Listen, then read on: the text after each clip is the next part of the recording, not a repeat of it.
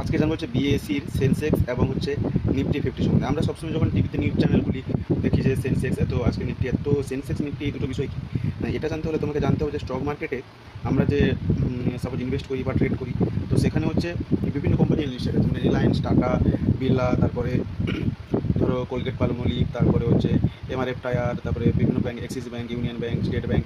তো এইসব যে কোম্পানিগুলো, এবার কিছু কোম্পানি বড়, আবার কিছু মাঝারি, আবার কিছু ছোটো কোম্পানি থাকে। এই যে বড় কোম্পানিগুলি, মানে যাদের মার্কেট ক্যাপিটালাইজেশন বেশি, তো তাদের সেরকম টপ 30 কোম্পানি ভারতের, ওগুলো যে শেয়ার প্রাইস তাকে গড় বলে হয় সেন্সেক্স। মানে সেন্সেক্স হচ্ছে ফার্স্ট 30 কোম্পানির সবচেয়ে বড় 30টা কোম্পানির শেয়ার, যে স্টক মার্কেটের প্রাইস শেয়ারের, তার হচ্ছে গড়, সেটা হলো সেন্সেক্স। সেন্সেক্সটা 1978-এ চালু হয়েছিল, মানে 1875 সালে চালু হয়েছিল। তো তখন এই সেন্সেক্স দেখা হতো, মানে এই 30টা কোম্পানি যেভাবে ওঠানামা করবে, এই সেন্সেক্সটা সেইভাবে ওঠানামা করবে। তো এটা যদি মানে 1 বছর, 2 বছর, 3 বছর, 5 বছর এরকম প্রতিটা বছর ট্র্যাক করা হয়, দেখা যায় যে কখন বেড়েছে কমেছে। অর্থাৎ এই কোম্পানি, এই সেন্সেক্স বাড়া মানে বুঝতে হবে যে কোম্পানিগুলোর শেয়ার প্রাইস বেড়েছে ওভারঅল। এবার শেয়ার প্রাইস বাড়া মানে কি? শেয়ার প্রাইস বাড়া মানে হচ্ছে যে সেই কোম্পানি বেশি প্রফিট করেছে, সেই জন্য তার স্টকে মানে তার যে শেয়ারের প্রাইস বেড়েছে।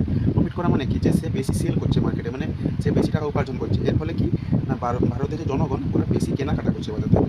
বেশি কেনাকাটা করা মানে কি? মানুষের হাতে বেশি টাকা এসছে, এ দ্বারা বুঝতে হবে যে দেশের অর্থনীতি বেড়েছে। সেটা আগে কনসেপ্ট ছিল, কিন্তু এখন নিফটি আসার পর যে নিফটি থেকে প্রায় 50টা কোম্পানি এখানে আমরা দেখি, মানে স্টক মার্কেটে এনলিস্টেড আছে এরকম সবচেয়ে বড় কোম্পানি 50টা, মানে প্রথম 50টা, তাদের যে শেয়ার প্রাইস তার গড়কে বলা হয় নিফটি। তো এখন সেই নিফটি দেখে সেই প্রেডিকশনটা করা হয়। তো এটাই হলো সেন্সেক্স আর নিফটি। আশা করি ক্লিয়ার। Thank you.